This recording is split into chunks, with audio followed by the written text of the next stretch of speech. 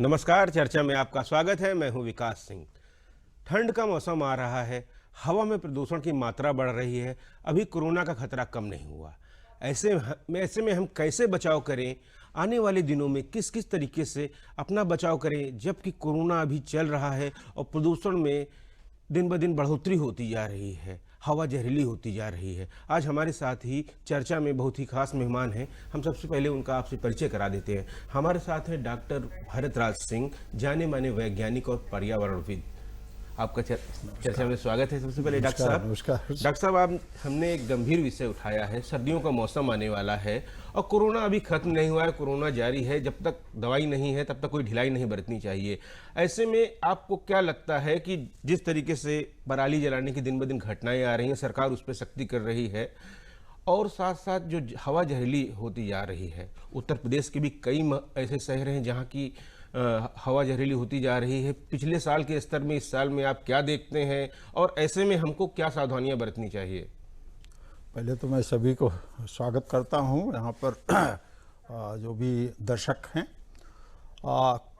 Corona का जहाँ तक प्रकोप है, देखिए पिछले नवंबर से या फरवरी से ही कह लीजिए तो शुरुआत हुई थी और मार्च से इसका प्रकोप बढ़ा और बीच में हम लोगों ने ये पाया कि हमारे कोरोना के कारण जो उपाय किए गए, व्हीकल सारी बंद कर दी गई, सारे जितने हमारे मॉल थे वो बंद कर दिए, सारे दुकानें, तो एक लॉकडाउन की स्थिति में सब कुछ बंद रहा। तो जब बंद रहा तो जो हमारा मुख्य कारक है औद्योगिकरण और दूसरा है वाहन, जो कि यही मुख्यतः है पर्यावरण में जो प्रदूषण फैला रहा, ग्रीन हाउस महत्वपूर्ण भूमिका होती है। हाँ, इसकी महत्वपूर्ण भूमिका। तो उससे क्या हुआ, एक बड़ी अच्छी सी स्थिति ये पैदा हुई और पूरे विश्व में पैदा हुई। कोई हम यह नहीं कह रहे हैं। अगर हम पिछले वर्ष का मतलब आंकड़े ले लें, मेरे पास आंकड़े हैं, कुछ आंकड़े हैं, मैं अभी दिखाऊंगा सभी जनता के लिए। तो लखनऊ में पिछले वर्ष जो हमारा नॉर्मल एक्यूआई होता है हवा का लेवल प्रदूषण का, वो 50 के आसपास नॉर्मल होता है। 50 से 100 तक का थोड़ा सा साधारण माना जाता है। उसके बाद फिर एवरेज और फिर 4 से 5 से खतरनाक होता है। तो पिछले साल अगर हम नवंबर की बात करें, 15 नवंबर के आसपास की बात करें, जो कि हम अक्टूबर में बीत चुका है, अब आज 16 तारीख को हम बात कर रहे हैं, तो 467। आप सोचिए कि 9 गुना साधारण स्थिति। लेकिन यही स्थिति हमने आंकड़े जब तैयार किए, अप्रैल में ये घट गया, अप्रैल में जाके 97 हुआ, मई में जा करके ये 57 हो गया। मतलब हम नॉर्मल के करीब लखनऊ में हवा ले रहे, तो अब बहुत सबको अच्छा लग रहा था कि भाई हवा, जिस समय लॉकडाउन था उस समय हवा बहुत शुद्ध हो गई थी। और आज की स्थिति है, लॉकडाउन 1 शुरू हुआ, 2 शुरू हुआ, 3 हुआ, तो 5वें की तरफ हम लोग बढ़े हुए हैं। तो आज स्थिति ये है कि हम 124 से 301 पर पहुंच चुके हैं आप दिल्ली में, और लखनऊ में हमारा 97 से 100, लखनऊ में गोमती नगर में 97 है। अगर हम इसको ताल कटोरा इस तरफ जाते हैं तो ये 134 है। ये स्थिति है। इसी चीज को अगर हम दिल्ली की स्थिति देखें तो दिल्ली में पिछली बार 494, हमारा 467 था, वो उनका 500 के आसपास था। और वही जाकर के वो 500 जो आपका मई तक इनका हुआ है, वो घट करके नॉर्मल में तो नहीं आया, लेकिन एक एवरेज में 129 और 30 के आसपास रहा। और जो अब जाकर के पुनः ये सेट हो गया 301 के आसपास, एयरपोर्ट और इन सब के जगह, धौला कुआं और यहाँ पर। और सबसे कम जहाँ पर कोई बस्ती ज़्यादा नहीं है वहाँ 124। लेकिन ये स्थिति, हम इसी को एक नोएडा ले, 3-4 हम एग्जाम्पल देना चाहते हैं। नोएडा, गाजियाबाद, ऐसे महत्वपूर्ण, हाँ, महत्वपूर्ण जहाँ पर औद्योगिक गतिविधियां ज्यादा होती हैं, आप उसको ले लें तो 717 पिछले बार आप सोचिए कि गाजियाबाद नोएडा में था। मतलब दिल्ली से भी ज्यादा। दिल्ली में तो भागदौड़ आदमी व्हीकल्स की है, यहाँ औद्योगिकरण हम सांस भी लेते हैं तो हमको नुकसान पहुंच रहा है। अब आप सोचिए, और जो कि 140 के आसपास ही हो पाया था वहां पर ड्यूरिंग लॉकडाउन। और आज स्थिति हम नोएडा की कह दें, फिर वही स्थिति है कि 146 मिनिमम है और 213 के आसपास पहुंच रहा है। दिल्ली इस समय अधिकतम उस पर जा रहा है। दिल्ली के कंपैरिजन में हम लखनऊ को कह सकते हैं कि अभी भी लखनऊ जो है 134 पर है, लखनऊ दिल्ली से कम है। अब उसका हमने ये जिक्र किया कि ये बीच बीच में पराली जलाना और आने वाला समय है जब दीपावली आ रही है, ऐसे में अपने यहाँ एक कल्चर त्योहार आते हैं। इसका क्या असर है? देखिए, मैं अभी उस पर जनता के सामने बराबर निरंतर आता रहता हूँ, और अगर ध्यान दें तो हम 2012 से लेकर हम 14-15 में ही ये कह रहे थे कि जब मौसम सेट होता है, मौसम सेट का मतलब मौसम में परिवर्तन होता है। जैसे आप मान लीजिए इस समय बारिश का सीजन तो खत्म हो गया, चाहे बारिश हुई कम हुई, बहुत कम हुई, लेकिन अब ठंडक का सीजन आने लगा। तो हमारी स्थिति ये बनती है कि जो आसमान में चारों तरफ, विश्व के चारों तरफ जितना औद्योगिकरण है वो 36-38% उसी का कंट्रीब्यूशन है, और व्हीकल्स का, वाहनों का जो है वो 35 से 37% है। तो दोनों मिला के 75% होता है। दोनों मिला के 75%, और ये दोनों ठप हो गए। तो उसका असर ये हुआ कि पूरे आसमान में जो भी कण थे धीरे धीरे वो नीचे तो खत्म हो गए नीचे, लेकिन जो आसमान में बादलों के रूप में अभी छाए हैं, जब वो सेटल होता बरसात मतलब मौसम, तो आप देखते हैं कि कोहरा पड़ता है।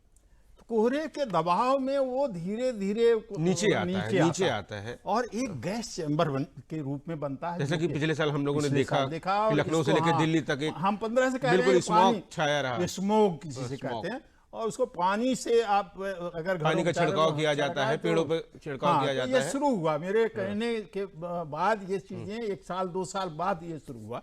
तो आज स्थिति ये बन रही है कि इस समय जब हम नॉर्मल से सांसें ले रहे थे, उससे जो बढ़ोतरी अब हो रही है ये और खतरनाक होने वाला है।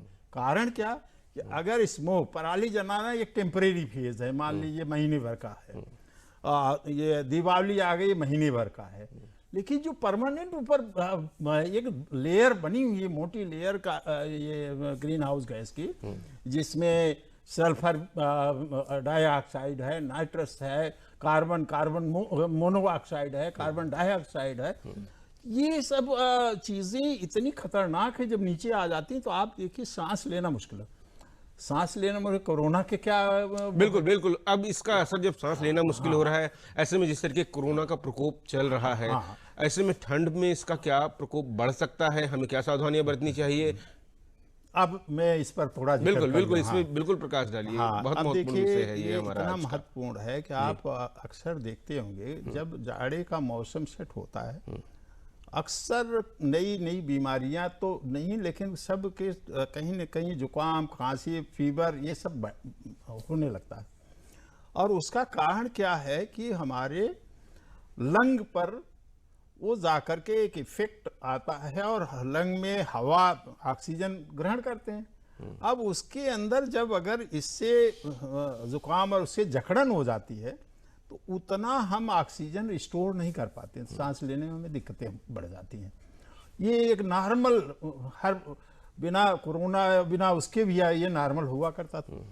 आज कोरोना का जो प्रकोप है उसमें अगर ये चीज हो गई और आप कमजोर पड़ गए, आपकी इम्यूनिटी हो गई कम, हमारी कमजोर अगर है और उन लोगों की कमजोर रहती है जो सांस के मरीज हैं, दमा के मरीज हैं, उनके लिए दिक्कत ज्यादा हो सकती है। बुजुर्गों के लिए, बच्चों के लिए कहा गया है कि वो सुबह निकले ना, जब तक कि सूरज की रोशनी न पड़ जाए आमतौर पे, और कोहरा हमारा छंट ना जाए। सुबह टहलने की आदत होती है, उनकी दिनचर्या में होता है, छंट न गया तो टहलना बिल्कुल वर्जित है, टहलना बिल्कुल वर्जित है। नहीं तो इससे और वो उसमें जो हमारा प्रेशर पड़ के एक गैस चैम्बर बना, उससे बहुत ही ज्यादा बिल्कुल बहुत महत्वपूर्ण चीज बता रहे हैं डॉक्टर सिंह कि इस समय अगर आगे स्मॉग ज्यादा होता है तो आप लोग सुबह सुबह जब टहलने के लिए जाते हैं तो उसमें थोड़ी सी सावधानी बरतें, उस समय ना निकले घर से बाहर। जी। तो बिल्कुल इसके आगे और क्या सावधानियां बरतने वाली हो? और ये जो स्मॉग होता है खाली पानी के छिड़काव से जाता है, या इसमें जो सरकारें कर रही हैं वो तो अपना काम कर ही रही हैं,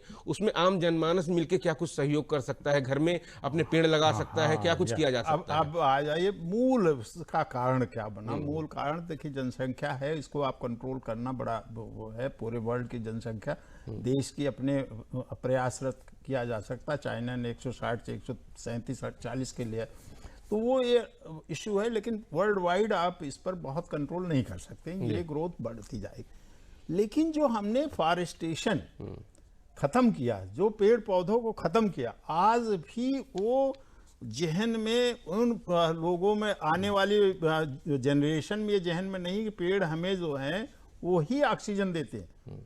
हमारी जो नीड है 4-5 लाख रुपए का, तो आप ऑक्सीजन ले लेते हैं, बताइए आप 7-8 लाख रुपए का आप ऑक्सीजन ले लेते हैं, हम उसके और बदले में इतने क्या देते हैं? गैलेंस आप ऑक्सीजन डेली महीने का आप वर्कआउट बिल्कुल। कीजिए, इतना आ जाता है।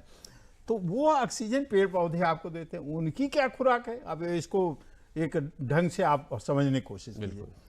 उनकी खुराक ये है कि जब दिन में थोड़ी सी रोशनी होती है, तो ये जितना कार्बन डाइऑक्साइड, कार्बन मोनोऑक्साइड या ग्रीन हाउस गैसेस जो हैं, वो उनका एक रिएक्शन उसके साथ शुरू हुआ सन की रेस से, तो वो पानी की बूंदें बना देते हैं, ऑक्सीजन रिलीज करते हैं, कार्बन के छोटे छोटे कण, कार्बन डिटेक्ट हो जाता है उसमें, तो कार्बन के छोटे छोटे कण जहां वो पानी की बूंदें टपकेंगे उनके पत्तों पर, बिल्कुल, तो उस कण जो उस पत्तों पर पहुंच जाएंगे, पत्तों के रेशे के थ्रू ऑस्मोसिस प्रोसेस से जड़ों से नीचे चले जाते हैं कार्बन। आप लाखों साल में देखेंगे बड़े बड़े हार्ड कोक बनते, जहां फॉरेस्ट रहा होगा पुराना, वहां पर बड़े पर्यावरण बड़े, में हाँ।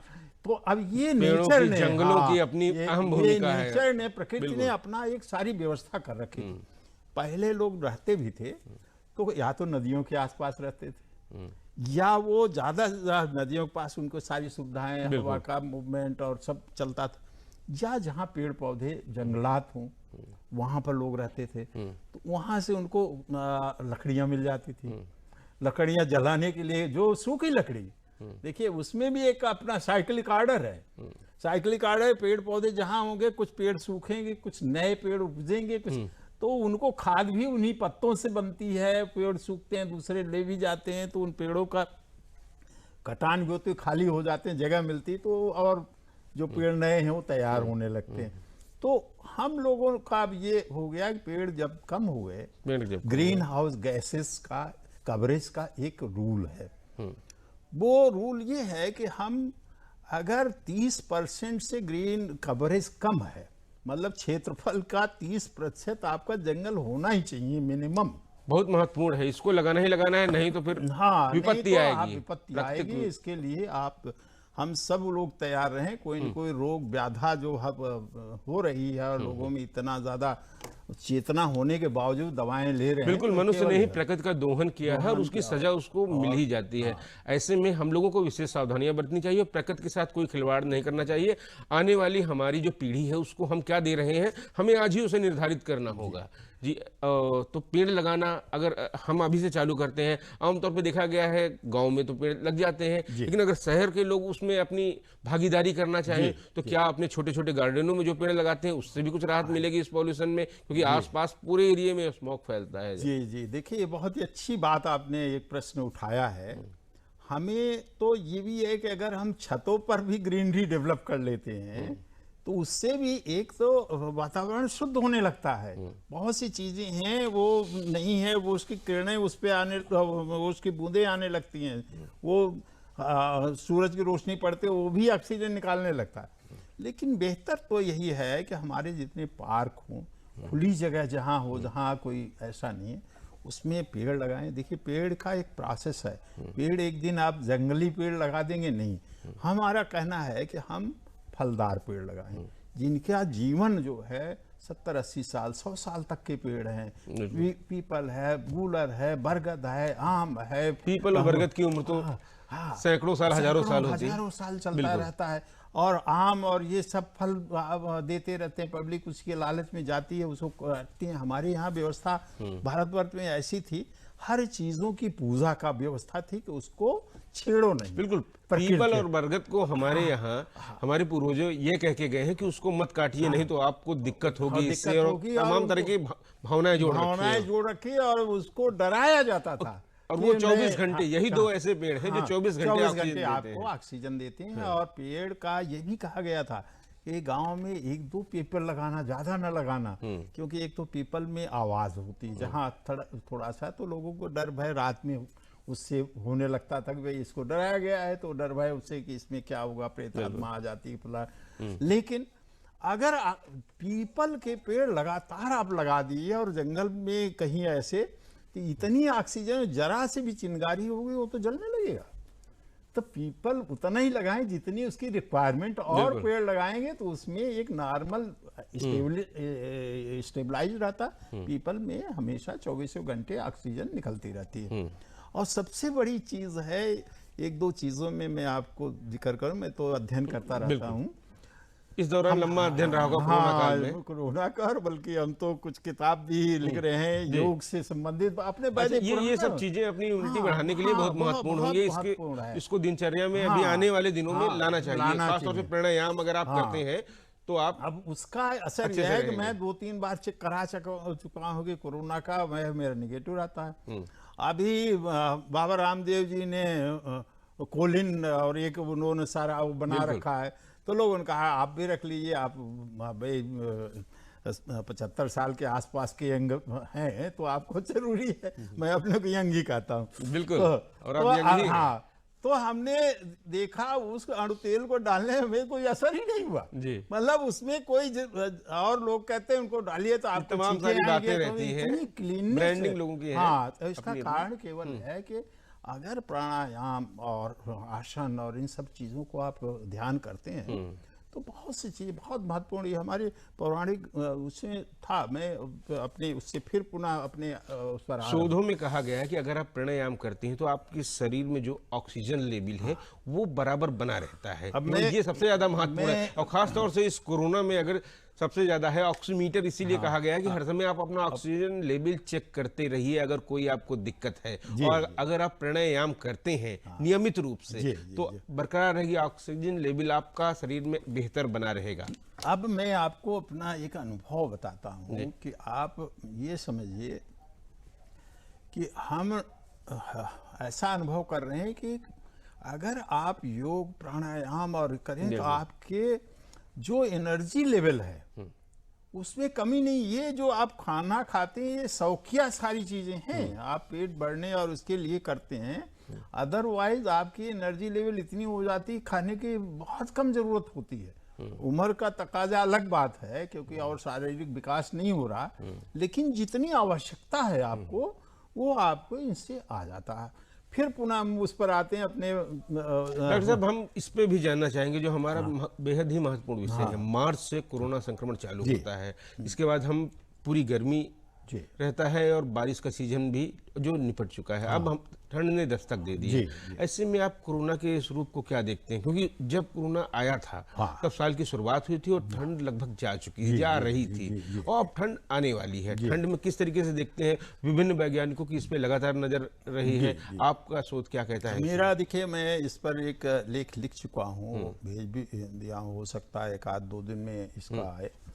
हमें ऐसा महसूस होता है कि हमारी स्थिति अगर ठंड जैसे सेट हो रही और पराली या तो ये आपका दीपावली का है, उसके जस्ट बाद ये कहीं न कहीं ये विस्फोट की तरफ फिर बढ़ने की गुंजाइश है। बिल्कुल सावधान रहने की जरूरत है। सावधान रहने की जरूरत है। अपने को पहले से इसको कोशिश ये करना चाहिए कि अपने को हम लोग संयमित करें और सारी सावधानियां जितनी भी होती हैं उसको कोरोना के लिए मास्क लगाना, दूरी बनाना, ये सब चीज़ों को हमें प्रयोग में बरकरार रखना, प्रयोग में लाना है।